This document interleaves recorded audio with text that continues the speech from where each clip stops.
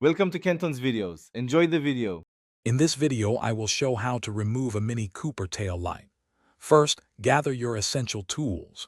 You'll need a T20 torque screwdriver for the specific screws. A plastic trim removal tool is crucial to gently pry components without damage. Finally, have a clean cloth ready for quick cleanups.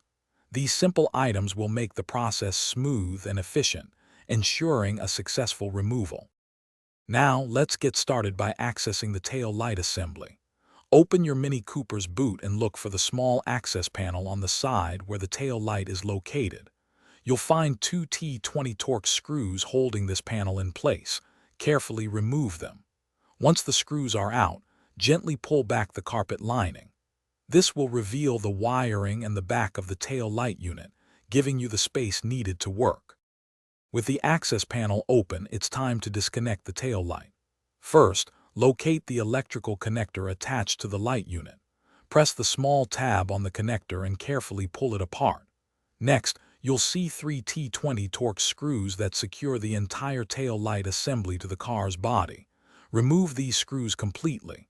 Once they are out, gently pull the tail light unit straight out from the vehicle. It should slide out smoothly. To reinstall, simply reverse the steps.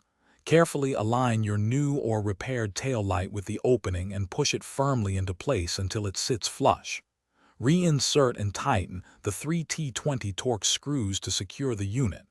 Don't forget to reconnect the electrical connector until you hear a click. Finally, replace the carpet lining and the access panel, securing it with its two T20 torque screws.